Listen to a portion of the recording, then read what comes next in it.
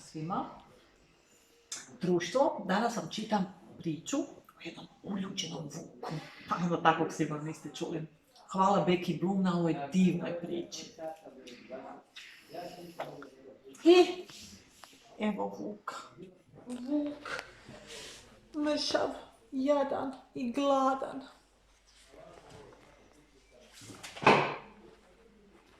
Nakon dugoga lutanja, Vuk je ošetao u mali mirni gradić.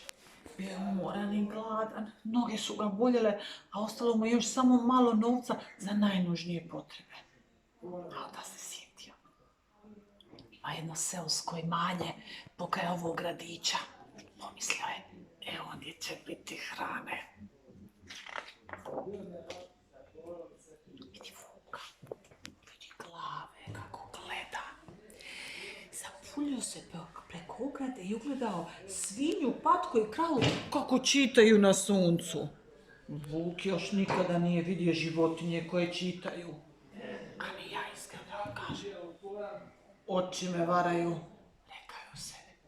Ali bio je gladan i nije o tome previše razmišljao. Uspravio se, duboko uzdahnuo i navalio na životinje zavijajući. Pilići, kokoši i zečevi odjurili su glavom bez obzira. No patka, svinja i krava nisu se niti pomaknule. Kakva je to odvratna dreka, požalila se krava. Ne mogu se usredotočiti na štiv. Ma ne obraćaj pozornost, rekla je patka.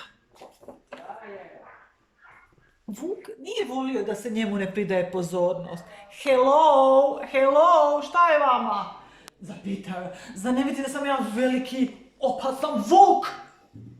To je sigurno, govorila je svinja. Ali sad ne bi mogao negdje drugdje biti veliki opasan. Kušao čitati. Ovo je seosko imanje za uljuđene životinje. Ajde. Pa dobar Vuk i ajde čao. Rekla je svinja i odgovorila ga. S Vukom još niko nikad tako nije postupao. Svetinje. Pomislio je. To je nešto novo. Da, dobro. I ja ću naučiti čitati. I otišao Vuk ravno u školu. Stavio naočale i počeo učiti. Djeci je bilo malko čudno što imaju Vuka u razdu.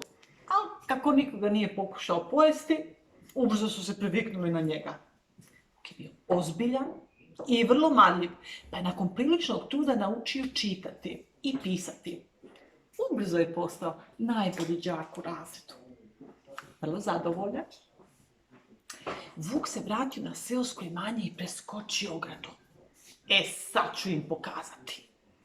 Otvorio je knjigu i počeo čitati.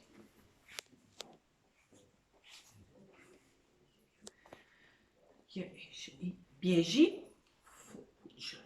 vuče, bježi, vidi, Vuk, kako? Bježi. Valja ti se još dosta potruditi, rekla je patka i ne podigavši pogled. I svinja i patka i krava nastavili su čitati svoje knjige ne pokazavši ni najmanju zainteresiranost.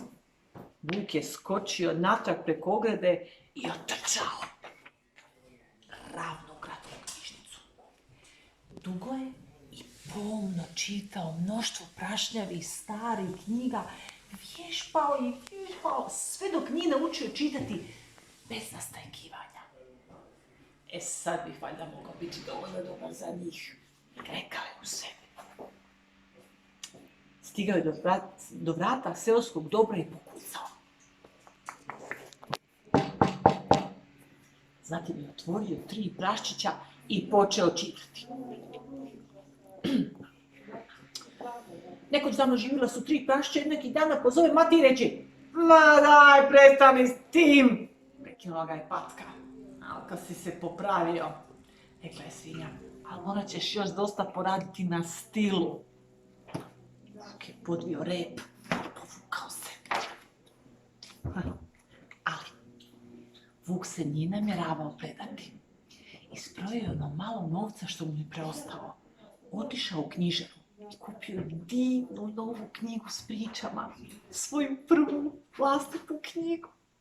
Čitat će je dan i noć, svako slovo i svaki redak. Čitat će tako dobro da će mu se seoske životinje diviti. Ding dong, pozvonio je vuk na ulazu u seosko imanje. Legao je na travu, udobno se smjestio, izvadio svoju novu knjigu i još jedanput počeo čitati naglas. Čitao je uvjerljivo i strasno, pa su ga svinja, patka i krava slušali bez riječi. Svaki put kad bi završio jednu priču, i svinja, i patka, i krava usredno su zamolile vuka, bi li im pročitao još jednu. Tako je vuk čitao jednu priču za drugom. U jednom je času bio Crvenkapica, već u sljedećem duh koji izlazi iz svjetiljke, a potom neustrašivi gusar. To je tako zabavno, rekla je patka. Pa on je odličan, rekla je svinja. Hoćeš li danas poći s nama na izlet? Predložila je krava.